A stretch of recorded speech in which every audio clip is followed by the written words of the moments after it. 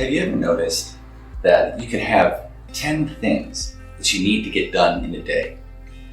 10 things, anything. Important things, frivolous things. And at the end of the day, you're able to get 8 out of those 10 done. But what does your mind do? Does it celebrate that you got 8 of these things done? Probably not.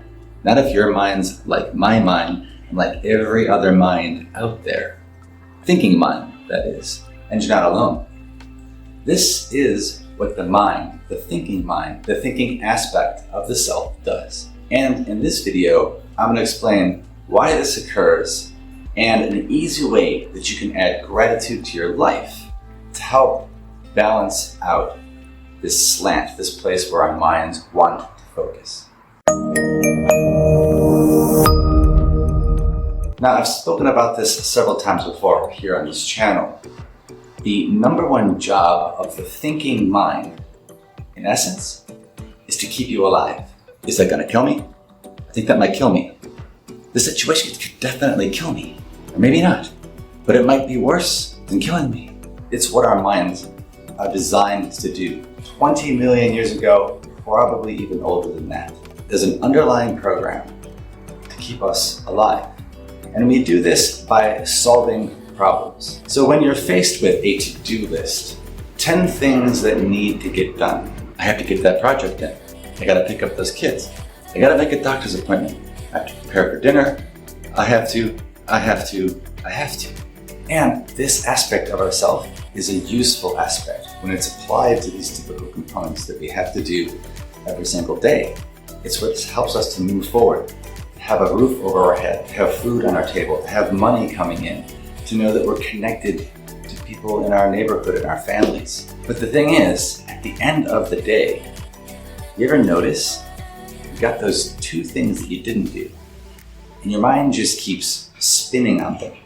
It does not like that those things have not been done. It's probably already added 2 or 3 more things that you should have done today, when in fact, there's not enough hours in the day to keep up with this thing. On top of this, it's also not uncommon for both of those things to be things that we have to wait. They're going to take some time. Maybe it's a larger project, maybe it's an upcoming party, and your mind just keeps spooling on all the different things that need to be done for this party. And it's a week away, a month away, a year away, and yet your mind keeps going back on it, trying to solve it, and it's not solvable right now. And in fact, you probably have 2 or 3 themes like this. Themes that you wish that you could do something about, like a chronic illness or a relationship situation or a job situation. But in this time, at this moment, there's nothing for this mind, that thinking mind, to latch onto and do. You've probably already set everything in motion. There's nothing else left for it to do. But it really doesn't like that. And on top of this, those 8 other things, or 18 other things, or 28 other things that you have completed today, what does the thinking mind do with those?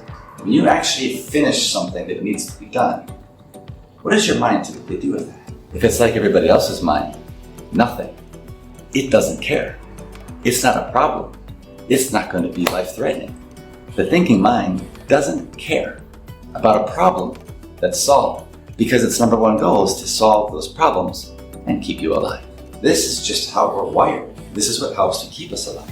And this is the underlying fundamental aspect of anxiety, constantly watching for things that we're unsure of, that might take us out, which is one of the reasons why we can't get rid of it. So what can we do about this? This seems to be a thing that we don't have that much control over. Yes, the mind is going to just keep doing what it does, the thinking aspect of ourselves. However, we can work with purpose and intention to try to balance out this equation. We can go at the end of the day and do something super simple. It takes maybe a minute or 2 or 5, it's up to you. And just allow yourself a moment before you go to bed to just sit down somewhere. Sit back, and in your mind, review. What did I do today that was meaningful? What did I do today that mattered?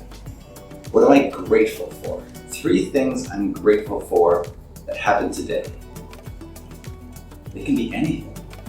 It can be something as simple as I completed this task, I cut the grass, to I tucked my kids in, sent my mom a message, to I had a wonderful walk with my wife, or a good phone call with a friend, or maybe something as simple as an amazing cup of tea in a quiet, peaceful backyard, or in your kitchen, staring out a window.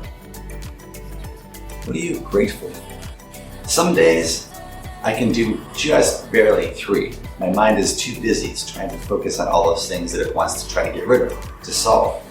I can eke out 3. But other days I can sit and do this and it just starts pouring out. One thing after another, after another, after another. It doesn't actually matter. All I'm asking you to do is to try and remember to focus on just 3 things. If you can get a dozen, more power to you. But the more important component here is that you make this a daily behavior. It forms a new habit, something that you'll begin to just do automatically. I've been doing this long enough now that when I actually start to get ready to go to bed and I'm brushing my teeth, I will start to think about things that I'm grateful for. Even though I'm going to finish up what I'm doing, clean myself up, and then I typically like to sit on a chair or on my couch in the darkness of my living room and just allow myself to be grateful, bring to mind the thing that I was experiencing, let it go. Bring to mind the next thing I'm grateful for, let it go. Bring to mind that third and final thing that I'm grateful for, let it go. It'll become something that's habitual. And the next thing that you'll notice, as I've noticed and many others before me, is you begin to have these moments throughout the day when you are grateful for something that's occurring, or something that just occurred, or an experience that you had completed earlier that day. When it comes to the thinking mind and its focus on keeping you alive and solving problems, that is why it's important to have a gratitude practice with purpose and intent, so that we can keep everything balanced and bring a sense of peace and calm into our day, even in the middle of challenging times, with this simple way to add gratitude to your day. And until the next time, may you be well.